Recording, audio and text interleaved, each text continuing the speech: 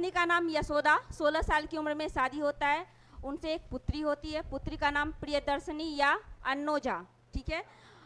पुत्री का शादी जिससे होता है उसका नाम जमाली रहता है, जो महावीर स्वामी का दामाद भी रहता है, पहला शिष्य भी रहता है। महावीर स्वामी जो ज्ञान का प्राप्ति किए थे, उसके बाद पहला जो उपदेश दिए थे वो राजगीर में अपने दामाद जमाली को ही दिए थे। तो प्रथम उपदेश दिए राजगीर में और प्रथम शिष्य भी बनाए थे जमाली को ही, ठीक है। और जमाली ही प्रथम विद्रोही भी बना था, पहली बार विद्रोह करने वाला भी जमाली ही था, ठीक। तो पत्नी तक हो गया था, हम फिर से लिख देते हैं।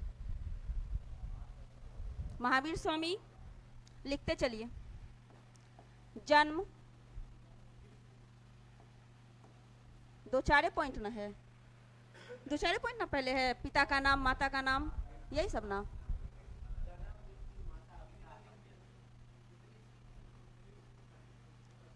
चौबीसवें एक जगह कर देते हैं, हो जाएगा। 24वें तीर्थंकर,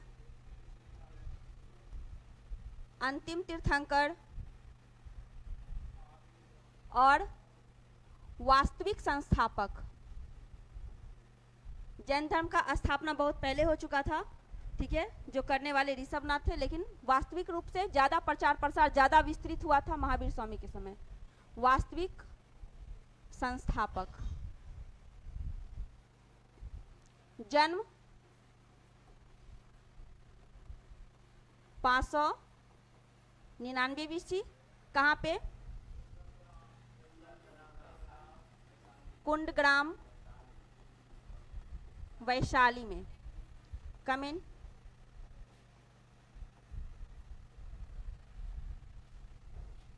मृत्यु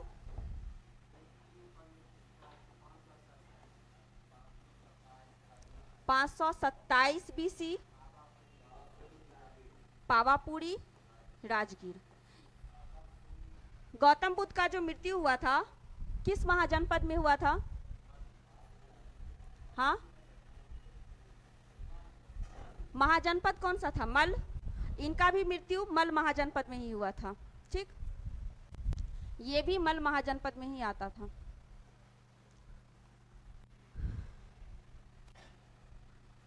गौतम बुद्ध इनके पिता का नाम, पिता का नाम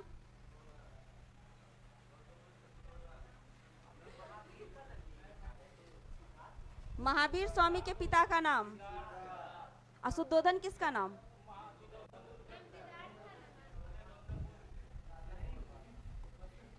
स्टार्ट हो गया है कंफ्यूजन ना। सिद्धार्थ किस कुल के? ज्ञात्रिक कुल के।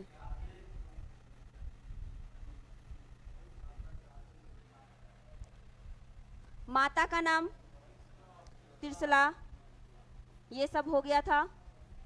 माता त्रिशला जो कौन थी? लिच्छवी के राजा चेतक की बहन। लिच्छवी के राजा चेतक, ये चेतक है, वो चेतक था, घोड़ा चेतक था। ये राजा का नाम है, राजा और घोड़ा में अंतर नहीं हमको पता है। चेतक की बहन, तो वो चेतक था ना। तो को क्या हो रहा है?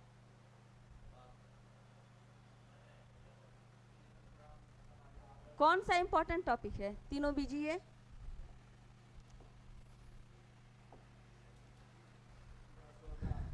हाँ, उसके बाद पत्नी यशोदा, यहीं से कल प्रॉब्लम था ना। पत्नी यशोदा, गौतम बुद्ध की पत्नी यशोधरा। 16 वर्ष में दोनों का, 16 वर्ष में शादी इनका भी। पुत्री का नाम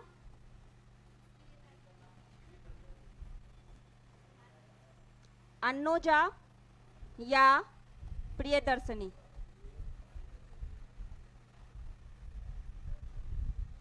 उनके पुत्र का नाम राहुल।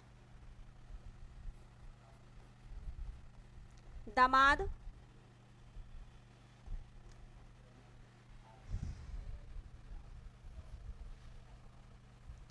जामिल, यही जामिल।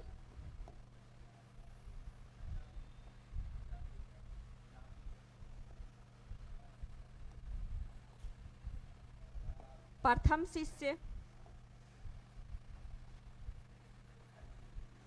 प्रथम शिष्य। जामिल या जमाली, ठीक है, दोनों होता है। प्रथम शिष्य या प्रथम विद्रोही और प्रथम विद्रोही।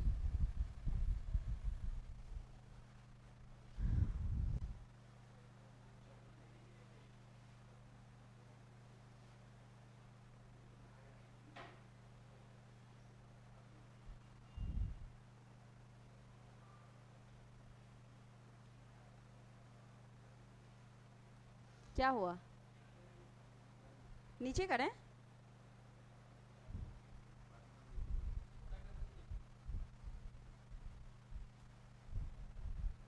ठीक है।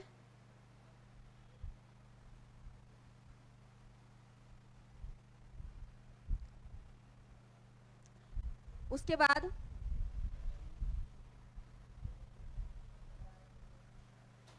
ये सब हो गया। फिर अब घर छोड़ने की बारी था, तो अपने उनके मम्मी पापा की मृत्यु हो गई थी, तो किससे आज्ञा लिए थे? बड़े भाई नंदीवर्धन से। लिखिए, गृह त्याग। बौद्ध धर्म में गृह त्याग की घटना को किस नाम से जाना जाता है? महाभिनिष्क्रमण। गृह त्याग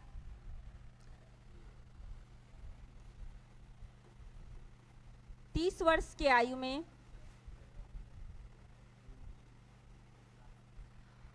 गौतम बुद्ध कितने साल? 29। महावीर स्वामी 30 वर्ष की आयु में माता पिता की मृत्यु के बाद, माता पिता की मृत्यु के बाद अपने बड़े भाई, अपने बड़े भाई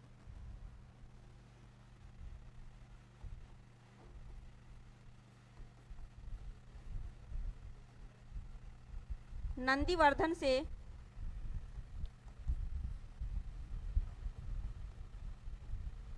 आज्ञा लेकर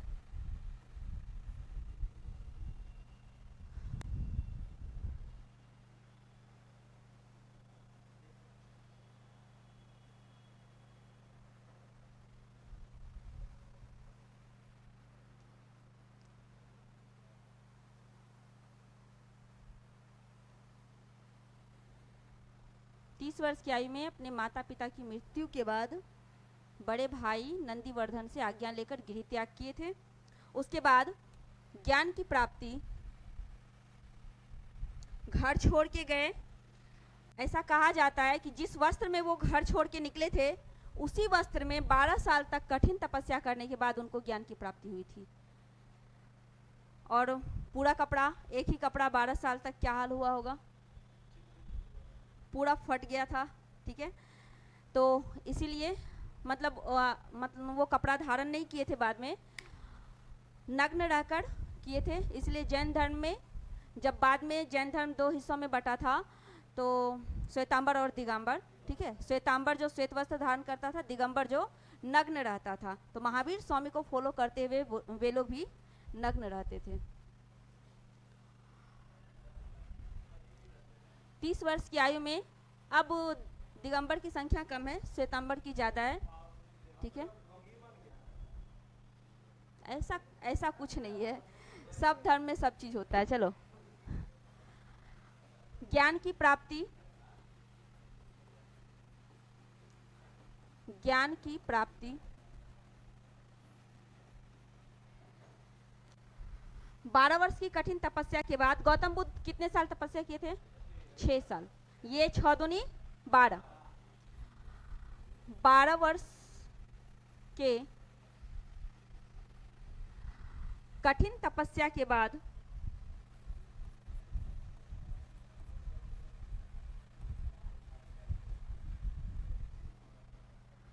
क्या हुआ? हाँ,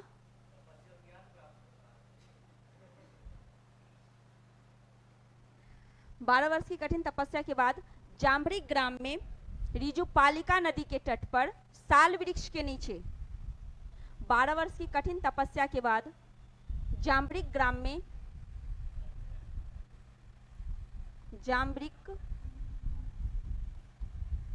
में देखो, जाम्बरिक ग्राम रिजुपालिका नदी, जैसे उसमें लिखा है निरंजना नदी का वर्तमान नाम फल्गु नदी, ठीक है। तो ये जाम्बरिक ग्राम और इसमें रिजुपालिका नदी, ठीक है। इस दोनों का अभी तक ये पता नहीं चला है कि कौन सा वास्तविक नदी था और ये कौन सा गांव था, लेकिन अनुमान लगाया जाता है ये जमुई का गांव था, ठीक है। और रिजुपालिका नदी, वहां पर जो एक क्यूल नदी बहती है, शायद वो नदी है, ठीक है। ऐसा अनुमान लगाया जाता, प्रमाणित नहीं हुआ है। हाँ हाँ, क्यूल नदी, अब जो भी बन जाए ऐसा माना जाता है, प्रमाणित नहीं है। जाम्बरिक ग्राम में रिजुपालिका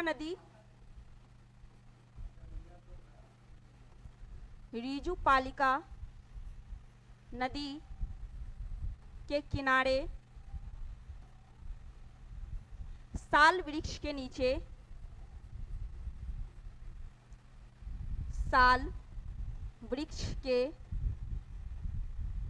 नीचे ज्ञान की प्राप्ति हुई थी,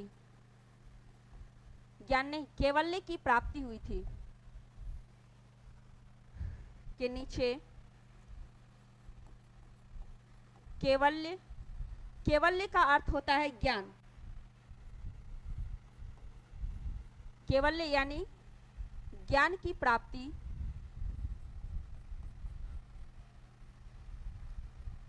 हुई थी, जिसके बाद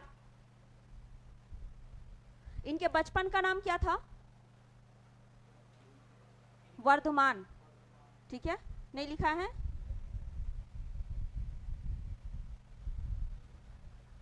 चलिए बाद में लिखा देंगे, लिखिए। कैवल्य की प्राप्ति हुई, कैवल्य का अर्थ होता है ज्ञान। इसमें जैन धर्म में ज्ञान प्राप्ति को बोला जाता है कैवल्य, ठीक है। तो कैवल्य यानी ज्ञान की प्राप्ति हुई, जिसके बाद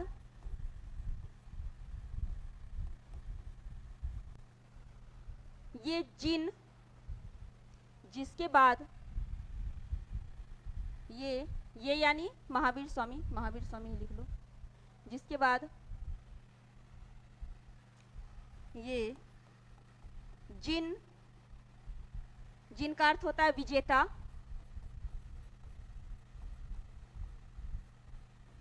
अरहत यानी पूज्य, और निर्ग्रंथ यानी बंधनहीन, निग्रंथ यानी बंधनहीन कहलाए, बंधनहीन कहलाए।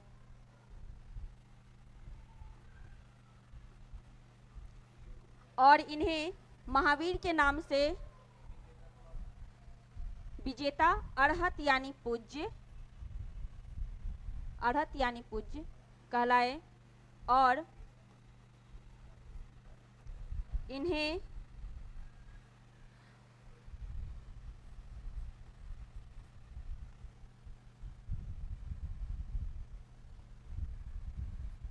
महावीर कहा गया। महावीर, क्या टाइम है? हाँ,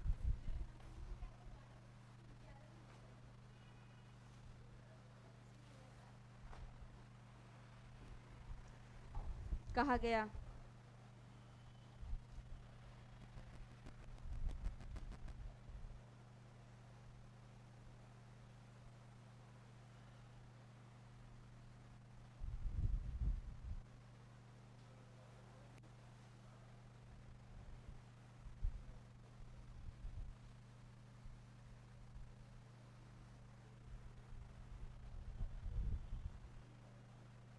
क्या हुआ सचिन?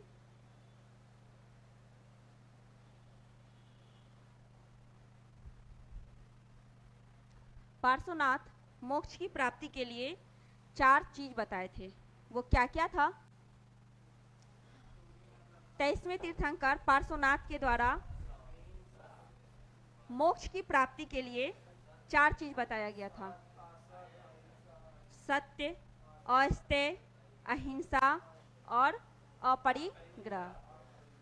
सत्य यानी झूठ नहीं बोलना, अस्तेय यानी चोरी नहीं करना, अहिंसा यानी हिंसा नहीं करना और अपरिग्रह यानी चोरी नहीं करना, धन का संचय नहीं करना। ठीक है, इसी में 5वां महावीर स्वामी जोड़े हैं ब्रह्मचार्य। ठीक है, वो 4 कहलाया चतुरायन, और जब 5वां महावीर स्वामी ब्रह्मचार्य जोड़े तो पंचायन कहलाया। ठीक है, महावीर स्वामी पंचायन के द्वारा मोक्ष प्राप्ति का रास्ता बताए हैं। देखिए, मोक्ष प्राप्ति के लिए इसमें कोई दिक्कत, ज्ञान की प्राप्ति होने के बाद इनको केवल्य कहा गया। केवल्य का अर्थ होता है पूर्ण रूप से ज्ञान की प्राप्ति होना। क्वेश्चन पूछता है महावीर स्वामी को ज्ञान प्राप्ति के बाद क्या कहा जाता है? केवल्य। केवल्य का अर्थ क्या होता है? ज्ञान की प्राप्ति होना। और जिन का अर्थ क्या होता है? विजेता। अरहत का अर्थ क्या होता है? पूज्य। और निर्ग्रंथ का अर्थ क्या होता है? बंधनहीन। जब इनको ज्ञान का प्राप्ति हो गया, इतना ज्यादा प्राप्ति हो गया, यानी ये सभी चीज पर विजय प्राप्त कर लिए थे, जिसकी वजह से इन्हें जिन कहा गया। ठीक है, अरहत मतलब ये पूज्य बन गए थे। जैन धर्म में ईश्वर की मान्यता नहीं थी, ये लोग ईश्वर को नहीं मानते थे, आत्मा को मानते थे। ठीक है, और इनका कहना था कि अगर ईश्वर है, पहली बात तो ईश्वर है ही नहीं, अगर ईश्वर है तो वो जैन तीर्थंकर के बाद आते हैं। ठीक है, मतलब है ही नहीं, पहले तो मानना था है ही नहीं, और अगर है तो जितने भी जैन तीर्थंकर हैं उनके बाद उनका स्थान है। ठीक, तो इसलिए अरहत यानी पूज्य। पूज्य अगर हैं तो सिर्फ तीर्थंकर हैं। निर्ग्रंथ यानी बंधनहीन, हर बंधन से ये मुक्त हो चुके थे, कोई बंधन नहीं था, इसलिए ब्रह्मचार्य का नियम दिए। इसलिए झूठ नहीं बोलने बोले। अगर कोई बंधन है ही नहीं तो झूठ का सवाल ही नहीं होता है। इंसान झूठ क्यों बोलता है? किसी ना किसी मोह में, किसी ना किसी चीज के लिए झूठ बोलता है। चोरी नहीं करना, किस लिए चोरी करेगा? उसको खाना खाना नहीं है, कपड़ा पहनना नहीं है, किसी से कोई मतलब है ही नहीं। ठीक है, बस ऐसे ही रहना है। किस चीज के लिए चोरी करेगा? चोरी नहीं करना। उसके बाद धन का संचय नहीं करना, क्यों करेगा? कोई जरूरत ही नहीं है। आराम से खाना, उस समय के हिसाब से उनको नग्न रहना, बिना बिछावन का नीचे सोना। ठीक है, खेती नहीं करना जिससे जीव का हिंसा नहीं हो। इसमें आत्मा को माना गया था। अगर आत्मा जैन धर्म में कहा गया, महावीर स्वामी का कहना था कि ये आत्मा है, ठीक, इसको हम जितना सुख देंगे वो उतना जन्म के लिए शरीर को खोजेगा। ठीक, जैसे आप लोग को जहाँ पर अच्छा लगता है वहाँ पे जाना बार बार पसंद करते हैं, तो आत्मा नहीं, तो आत्मा भी वही है। अगर उसको ये शरीर अच्छा लगा, हम उसको सुख देंगे। ठीक है, अगर हम सारा सुख सुविधा देंगे, धन का संचय करेंगे, अच्छा अच्छा चीज देंगे, तो क्या होगा? वो आत्मा फिर अगले जन्म में एक नया शरीर खोजने के लिए आएगा। तो फिर से 100 साल आत्मा शरीर में घुसकर हमारे जीवन को तहस नहस करेगा। तो इसलिए आत्मा फिर से जन्म ना ले। हिंदू में 7 जन्म का मान्यता है ना, लेकिन जैन धर्म में आत्मा फिर से कोई शरीर तलाश ना करे, इसीलिए मोक्ष का मार्ग बताया गया था, जिसमें ये 5 दिया गया था। उसके बाद कहा गया था कि अगर संलेखन विधि से प्राण को त्यागा जाता है। संलेखन विधि क्या होता है बताते हैं। जैसे मरना सबको है, मृत्यु सबका निश्चित है, तो जैन धर्म में जो मृत्यु का नियम था वो ये था, जिसको लगे अब हम अपना शरीर त्यागना चाहते हैं, वो आराम से जाकर भूख प्यास सारा कुछ त्याग कर, ना खाना खाना, ना पानी पीना है, कुछ नहीं करना है। योग अवस्था में बैठकर, ध्यानमग्न अवस्था जो होता है उसमें बैठकर, पानी के अंदर बैठकर अपने प्राण को त्यागेगा। जैसे मौर्य वंश का संस्थापक चंद्रगुप्त मौर्य, ठीक है, वो भी संलेखन विधि के द्वारा ही अपना प्राण त्यागा था। वो जैन धर्म का अनुयायी था, जैन धर्म मानने वाला था। लास्ट में संलेखन विधि से ही अपना प्राण त्यागा था। और इसकी शुरुआत किए थे 23वें तीर्थंकर पार्श्वनाथ। सबसे पहले वही संलेखन विधि का उपयोग करके अपना शरीर त्यागे थे। पानी के अंदर भूखे प्यासे ध्यानमग्न अवस्था में रहकर अपने प्राण को त्यागना संलेखन विधि कहलाता है। चलिए,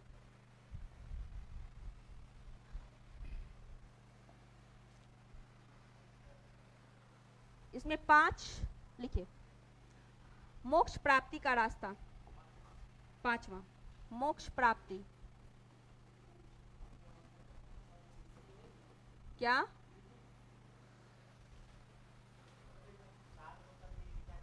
हाँ, तो महावीर स्वामी 5वां जोड़े ना,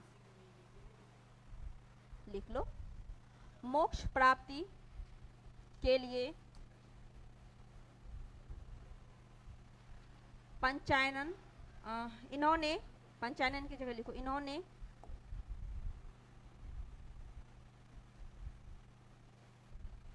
चतुरायन शिक्षा में, मतलब पहले से जो 4 शिक्षा है, चतुरायन शिक्षा में ब्रह्मचर्य को जोड़ा। ब्रह्मचर्य का अर्थ क्या होता है? सन्यासी जीवन, यानी शादी विवाह ना करना। मोक्ष प्राप्ति के लिए इन्होंने चतुरायन शिक्षा में ब्रह्मचर्य को जोड़ा। ब्रह्मचर्य को जोड़ा।